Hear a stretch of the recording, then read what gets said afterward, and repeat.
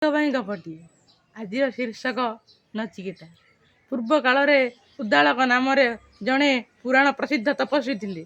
ତାଙ୍କର ସନ୍ତାନ ହେଲେ ଋଷି ବାଜଶ୍ରବା। ବାଜଶ୍ରବାଙ୍କ ପୁତ୍ର ନଚିକେତା। ଏକଦା ସ୍ୱର୍ଗ ଲାଭ ଆଶାରେ ବାଜଶ୍ରବା ଏକ ବିଶ୍ୱଜିତ୍ ଯଜ୍ଞ କଲେ।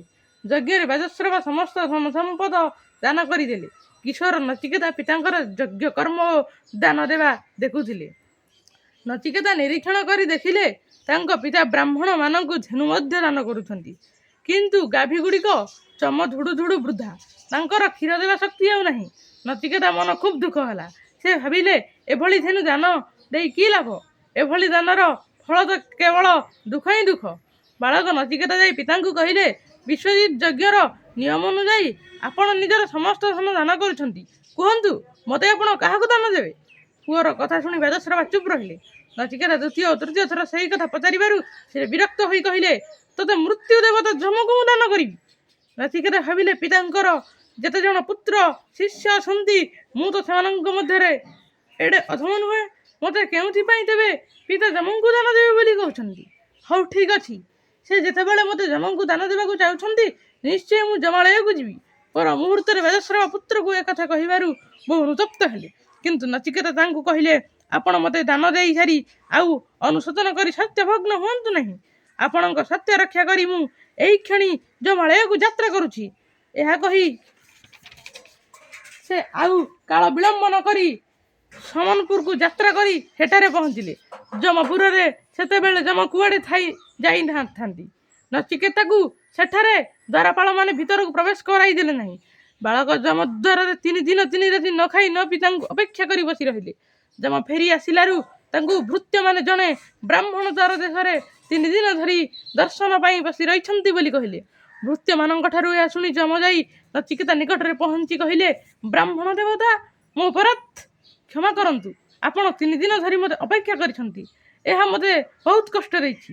ଏଣୁ ଆପଣ ମୋତେ 3ଟି ବର ମାଗନ୍ତୁ। ମୁଁ ସତ୍ୟ କରୁଛି, ଏହା ନିଶ୍ଚିତ ପୂରଣ କରିବି।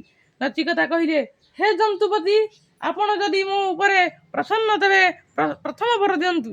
ମୁଁ ଏଠାରୁ ଫେରିଗଲେ ମୋ ପିତା ମୋତେ ଚିହ୍ନିପାରି ପୁତ୍ର ବୋଲି ସମ୍ଭାଷଣ କରନ୍ତୁ। ମୁଁ ଏଠାକୁ ଆସିଛି ବୋଲି ତାଙ୍କ ମନରେ କୌଣସି ଦୁଃଖ ନ ରହୁ। ଯମ କହିଲେ, ତଥାସ୍ତୁ।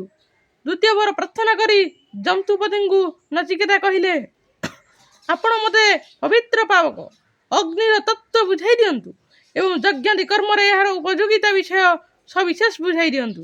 ଯମ ବୁଝିପାରିଲେ ଏହି ବାଳକ ଜଣେ ସାମାନ୍ୟ ବାଳକ ନୁହନ୍ତି। ସେ ତାଙ୍କୁ ଅଗ୍ନି ଓ ଯଜ୍ଞର ସମସ୍ତ ତତ୍ତ୍ୱ ବୁଝାଇ ଦେଇ କହିଲେ, ହେ ଜ୍ଞାନୀ ବାଳକ, ଆଜିଠାରୁ ତୁମ ନାମାନୁସାରେ ବ୍ରହ୍ମ ବୈଶ୍ୱାନର ନାମ ନଚିକେତା ଅଗ୍ନି ବୋଲାଇବ। ତୃତୀୟ ବରରେ ନଚିକେତା କହିଲେ, ଯମରାଜ, ସମସ୍ତେ କୁହନ୍ତି ମୃତ୍ୟୁ ପରେ ପ୍ରାଣୀ ପରଲୋକ ପ୍ରାପ୍ତ ହୁଏ। ମୋତେ ବୁଝାଇ ଦିଅନ୍ତୁ, ମୃତ୍ୟୁ ପରେ କ'ଣ ଆଉ କୌଣସି ଜୀବନ ଅଛି କି?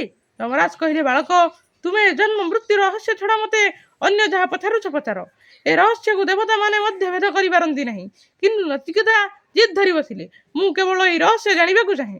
ଆପଣ ସତ୍ୟବୋଧ, ତେଣୁ ଏହା ମୋତେ ଆପଣ ବୁଝାଇ ଦିଅନ୍ତୁ। ଯମ କହିଲେ, ତୁମକୁ ସଂସାରର ସମସ୍ତ ଭୋଗ୍ୟ ବସ୍ତୁ ମୁଁ ପ୍ରଦାନ କରିବି। ତୁମକୁ ଚିରାୟୁ ପ୍ରଦାନ କରିବି। ତୁମର ଏ ଜିଜ୍ଞାସା ପରିହାର କର। ନଚିକେତା କହିଲେ, ଜଗତର ସବୁ ବସ୍ତୁ ନଶାବାନ। ଆଜିକୁ ଅଛି, କାଲିକୁ ନାହିଁ।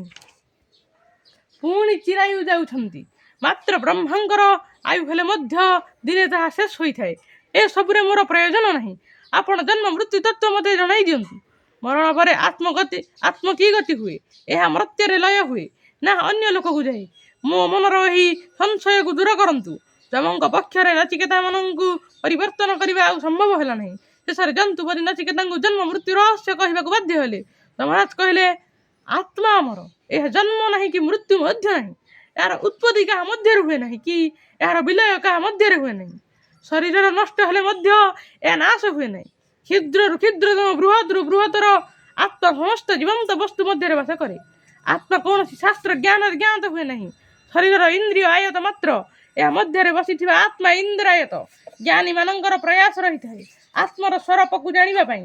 ଏ ଶରୀର ଗୋଟିଏ ରଥ, ବୁଦ୍ଧି ଏହାର ଚାଳକ, ଇନ୍ଦ୍ରିୟମାନେ ଏହାର ଘୋଡ଼ା ଓ ବିବେକ ଏହାର ଲଗାମ।